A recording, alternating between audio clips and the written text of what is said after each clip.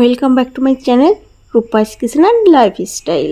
যেভাবে ইলিশ মাছের মাথা দিয়ে মুগের ডাল রান্না করলে সবথেকে বেশি মজা হয় সেই রেসিপি আজ আপনাদের সঙ্গে শেয়ার করব। কথা না বাড়িয়ে চলুন বন্ধুরা রেসিপিটি শুরু করা যাক। মুগের ডাল রান্না করার জন্য প্রথমে আমার মুগ ডালটা সেদ্ধ করে নিতে হবে। সেজন্য চুলার উপর কড়াই বসিয়ে কড়াইয়ে অল্প পরিমাণ তেল দিয়ে তেলের ভিতরে 500 গ্রাম মুগ ডাল দিয়ে দিব। চুলার জালটা কম রেখে মুগ ডালটা কিছুক্ষণ ভেজে নিতে হবে। ওই যতক্ষণ না পর্যন্ত মুগ ডাল থেকে দারুণ একটি সুবাস বেরোচ্ছে ঠিক ততক্ষণ পর্যন্ত মুগ ডালটা এভাবে ভেজে নিতে হবে। মুগ ডালটা ভাজার সময় 1 চা চামচের 4 ভাগের 1 ভাগ হলুদ গুঁড়া দিয়ে দিব।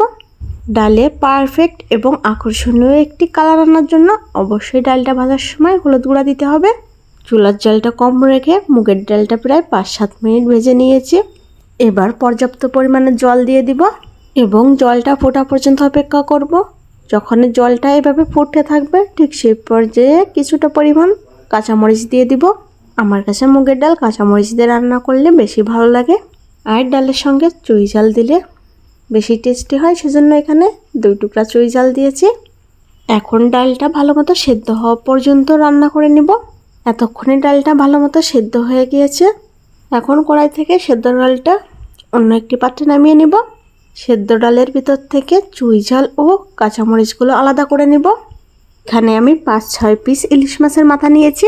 বেশ কয়েকদিন থেকে এই ইলিশের মাথাগুলো ফ্রিজে জমা ছিল। যাই হোক, এখন ইলিশের মাথাগুলো হালকা একটু থেতো করে নিব, তাহলে মুগের ডালটা খেতে বেশি টেস্টি হবে। আর কাঁচামরিচ ও চুই ঝালটাও একটু থেতো করে নিয়েছি।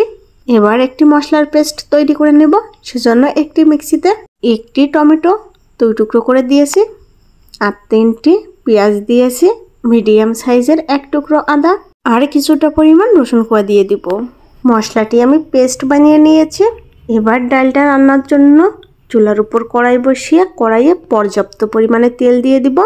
তেলটা যখন গরম হয়ে আসছে তখনই গরম মশলা ফোড়ন দিয়ে দিব। এখানে 2 টুকরো দারচিনি, 2টি এলাচ ও 2টি লং দিয়েছি। গরম মশলাতে ফোড়ন চলে আসলে 1/2 চা চামচ গোটা জিরা দিয়ে দিব, 2টি তেজপাতা দিয়ে দিব এবং 1/2 কাপ পরিমাণে পেঁয়াজ কুচি দিয়ে দিব। এখন পেঁয়াজের কালারটা চেঞ্জ হওয়া পর্যন্ত অপেক্ষা করব।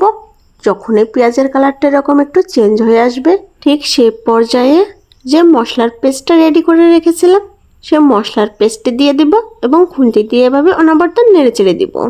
মশলা থেকে যতক্ষণ না পর্যন্ত তেল ছাড়ছে ঠিক ততক্ষণ পর্যন্ত এভাবে মশলাটি কষিয়ে নেব। আর হ্যাঁ, এ পর্যায়ে কিন্তু স্বাদ মতো লবণও দিয়ে দিব। এতক্ষণে মশলা থেকে তেল ছেড়ে দিয়েছে। এবার আগে থেকে থেতো করে রাখা চুই ঝাল দিয়ে দিব আর কাঁচামরিচ বাটা দিয়ে দিব। চুই ঝাল ও কাঁচামরিচ বাটা খুন্তি দিয়ে নেড়ে চেড়ে মশলার সঙ্গে মিশিয়ে নেব। এবার পরিমাণ মতো হলুদ গুঁড়া দিয়ে দিব। খুন্তি দিয়ে নেড়ে চেড়ে হলুদ গুঁড়া মশলার সঙ্গে মিশিয়ে নেব। এতক্ষণে আমার মশলাটি ভালো মতো কষিয়ে নেওয়া কমপ্লিট। এবার আগে থেকে থেতো করে রাখা ইলিশ মাছের মাথাগুলো মশলার ভিতরে দিয়ে দেব এবং খুন্তি দিয়ে এভাবে নেড়ে চেড়ে মশলার সঙ্গে মাথাটি মিশিয়ে নেব। আমি মাথাগুলো একটু থেতো করে দিয়েছি যাতে করে ডালে দারুণ একটি ফ্লেভার আসে। তবে আপনারা চাইলে ইলিশ মাছের মাথাগুলো গোটাও রাখতে পারেন। মশলার সঙ্গে ইলিশের মাথাটা প্রায় 2 মিনিটের মতো আমি কষিয়ে নিয়েছি।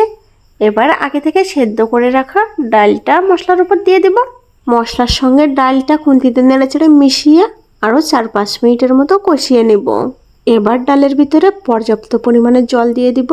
আপনারা ডালের ঘনত্বটা যতটা রাখতে চান ঠিক সে অনুযায়ী জলটা দিয়ে দেবেন।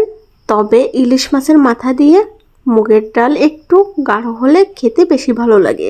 খুন্তিতে নেড়ে চেড়ে জলের সঙ্গে ডালটা ভালো মতো গুলিয়ে নিতে হবে। এভাবে রেখে প্রায় 15 মিনিটের মতো ডালটা আমি রান্না করে নিব। ডালটা প্রায় 15 মিনিটের মতো রান্না করে নিয়েছি। আর এ পর্যায়ে 1 চা চামচ গরম মশলা গুঁড়া দিয়ে দিব ও 1 চা চামচের মতো জিরা গুঁড়া দিয়ে দিব।